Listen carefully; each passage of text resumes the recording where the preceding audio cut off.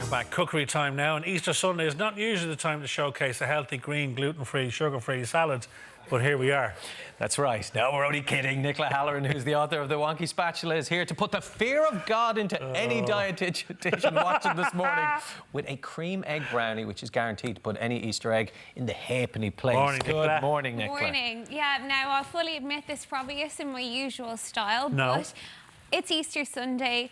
We have to go big or go home. So, you know, it's double chocolate. There's everything in there. Real deal butter, real deal chocolate, Great. cream eggs. So, yeah, it's a really lovely indulgent for the day that's in it. And is this your go-to brownie mix to start off with? It's my go-to brownie mix with a few tweaks with the cream Okay, eggs. So cool. to begin with, I've got some brown sugar and some eggs. So I started whipping these because you've got to get these almost meringue-like to get a really nice lift and gooey brownie going. So just ordinary brown sugar, 3 eggs, whip it away, let it kind of get stiff peaks, almost as if you are making a meringue, and that's where you get that light into the brownies that gives you that gooey feeling. Lovely. And then I've got some dark chocolate here melting away, so 185 grams, so basically 2 bars of dark chocolate and a generous amount of butter. You've got a heap of butter in there. Look at that. Again, Put a figure on that generous amount. 275 Oh, grams. wowzers, wowzers. So a good bit of butter now in there. But, you know, it's Easter, and to be honest, when you are baking, you may as well go with the real deal ingredients to get that lovely kind of flavour. Yeah, and you're selling yourself short otherwise, aren't you? Yeah. It's one day of the year where you can go that little bit big and just enjoy yourself. So the secret to melting chocolate is I've got my bain-marie going, so that's a pot with a little bit of water. You don't want too much because you want to make sure that the water isn't hitting off the bowl, because that'll burn the chocolate. So it's funny, when I'm normally melting chocolate for healthier brownies, I wouldn't have the butter in there, and there is a lot more pressure to make sure that it doesn't burn, but the fat in the butter melting down together just makes this such an easier Look at the task. shine on that chocolate. Yeah, it's just absolutely delicious. So 70% cocoa in that chocolate there. Now, you could maybe go with a little bit of melted Easter egg today, but because it's so indulgent, you do want to go for that higher cocoa percentage. Right. Because, you know, we want to go all in, but we don't want to have a massive headache afterwards. No, Okay, so the higher the cocoa, the better. Exactly. So then I've got some flour in here and some cocoa powder.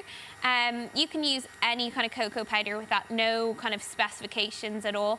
And then this works well with gluten-free powder, gluten-free flour if you wanted to switch it out as well. But I've just got ordinary plain flour. You don't need any self-raising or anything because you're going to get that lift from the way the eggs are whipping up nicely, because you can actually see in the couple of minutes we've been talking, it's really kind of come up. Yeah, it's frothing up, isn't it? Yeah, and normally when I'm baking with sort of healthier spins, I'm a real one-pot wonder, but this you do have to do the due diligence. A few processes, yeah. Exactly. Even when I was making it last night, I said to my mum, I was like, God, there's so much more to clean up. Yeah. But, you know, Easter Sunday is a slow day, so you can take your time. Exactly. And, you know, lick the family bowl. effort with the Smell of cleanup. chocolate Lick that in clean, here. yeah. So I'm just going to give this one quick whip a little bit higher speed just to get it going, but you can see the difference, like the sugar has broken down and all of the granules have disappeared, and our chocolate is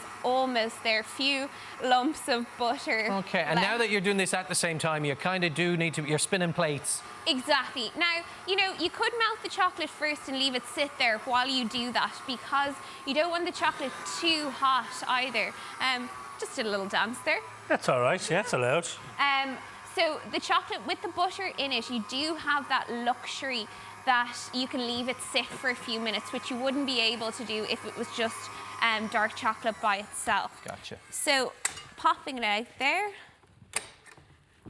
And I just actually love the colour that you get from brown sugar. It's really, really nice. Well, it's kind of almost matching the colour of the centre of the cream egg as well, isn't it? Absolutely. Oh, very coordinated. Now, if we're talking tasks and who needs to do what during this process. Yes, boss. Slicing your cream eggs, I was saying on the break that it's a difficult one. Yeah. So you want to get that probably done early so that it's done, because this is the most difficult task. Okay. And you're probably going to want tips on, you know, what way to do it. To be honest, it's a look at the draw. Yeah. If they break a little bit, don't worry about it, because, you know, they're going to go in the oven and they're going to cook down really, really nicely.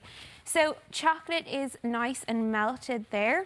Wow. Beautiful. And we're just going to fold it in. I've got a big spatula for this, because my mini ones, although pretty, are not fit for this sort of a job. Look at that. So just melting it in, a little bit of a lump of butter there, but sure, we won't tell anyone about that. We won't fall out over it, Nick, don't worry. Exactly. Look at that. I love the marbling effect. Yeah, it's actually, do you know what? It's one of the prettiest things to do. And what you want to do is you want to get rid of all of the yellow kind of creamy and mix it all together. Okay. One of those ones that you could see kind of an ASMR video coming out of it. I hear you. As you swirl it around. I had quite a bit of fun with doing this when I was making it at home. And again, with the folding, you know, being gentle, because you've gone to the trouble of whisking up those eggs, getting the air in. You don't want to undo all of your hard work by beating it, essentially. Yeah, but you're right, we could watch you do that all day. Yeah, so nice big swirl going in there and then cutting down. I'm sure there'll be someone in the house who will love this task. So almost all mixed up. Okay. And then gently going in with the cocoa powder and the flour mix. Now you could sieve it straight into the mixture as you go, but I kind of like to do that step first. Just, it's a good one if you had a few people in the kitchen and you wanted to divvy up the task. Okay. So mixing that all together. So again, you're folding again, aren't you, Nick? Yeah, exactly. Just making sure I'm being kind to my chocolate. Yeah. Well, as you say, you put the work in already, getting the air in. You don't want to kill it now. Exactly, that's the thing. So popping the last little bit in there. Okay. And so this is going to go into the oven 160 degrees. So it's quite a low temperature.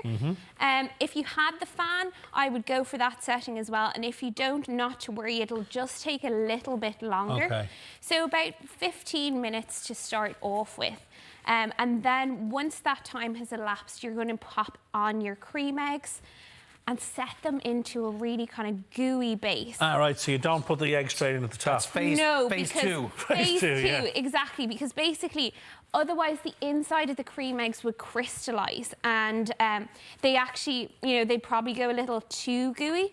But look, we've got our kind of nice brownie thick mixture here. Yeah. A couple of minutes left, Nick. Yeah, exactly. So it pops into the tin and then into the oven at 160 degrees for the 15 minutes.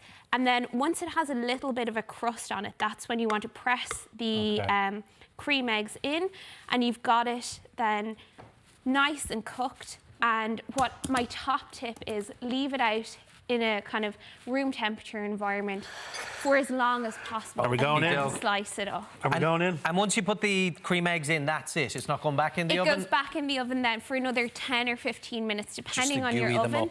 Yeah, and some people like it really, really gooey. I like it kind of set, so yeah. All right then. Oh, I was going to say, shall we? he's always one step ahead or one mouthful ahead. It's definitely one that you want to have a little lick while you're doing the chopping. There'll be no talking for a minute or two. Wow. The brownie is sensational. Yeah, the base recipe is absolutely delicious. So if you didn't want to go that extra I just mile want to make with cream sure, eggs, because I you could. think that first one might... Quality control, sir. Quality, Nicola, that is just so sumptuous and beautiful, That is beautiful. and visually stunning as well. Thanks a million. Thank you so much. Full recipe details are up on our website, or you can check out, Nicola's book, The Wonky Spatula, for more.